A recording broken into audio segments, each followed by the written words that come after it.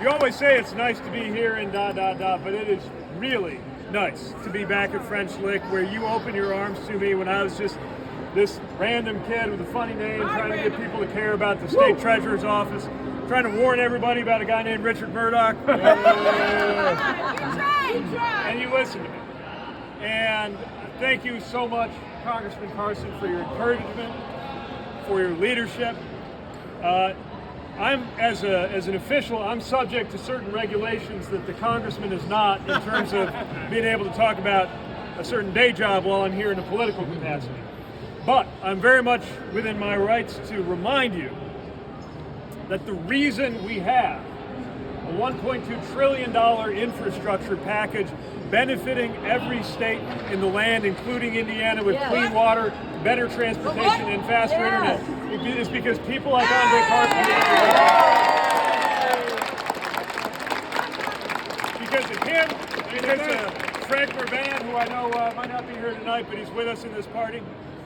That is why we have an Inflation Reduction Act that is going to lower health care costs, make it cheaper to get an electric vehicle if you want one, lower the federal deficit, and make sure we can actually get ahead of climate change so that my little kids, now that I'm a dad, are going to grow up in a better world. That's because we have that kind of leadership from leaders like us.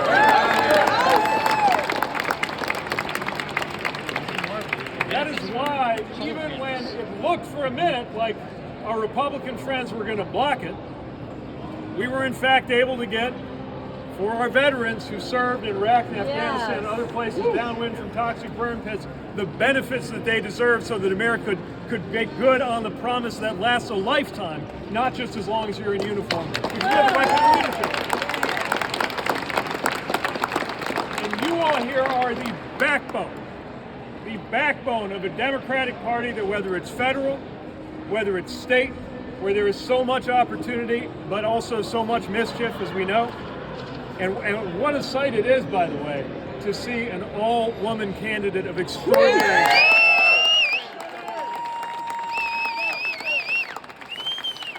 The folks I see running for local office, running for county office, stepping up for those unsexy jobs that make such a difference in how we live, all the way up to the top of the ticket, folks like our next U.S. Senator, Tom McDermott.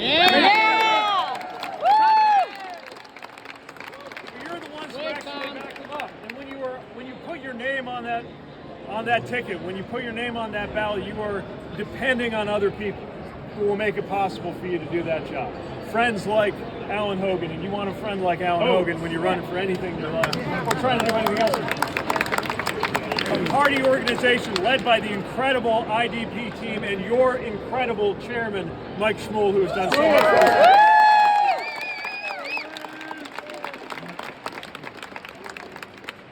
My voice is out of practice from politicking, so I'm not going to stand up here for long. I just want to remind everybody that we have already won the argument about what to do next. Now we just got to win the election. Yeah.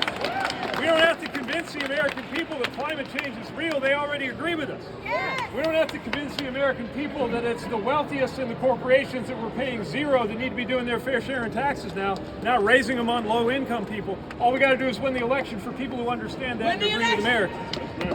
The American people already agreed that the decision about whether to have a child belongs to the woman in question. We just need to make sure we protect that right. The American people already believe that the measure of a marriage is love and commitment, not whether it conforms to somebody else's interpretation of their own religion. We just got to make sure we have the right people in leadership. We've already won the conversation. That's exactly why they're trying to get us talking about other things.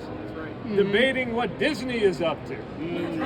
Dividing rather than delivering. But that's not going to throw us from our focus.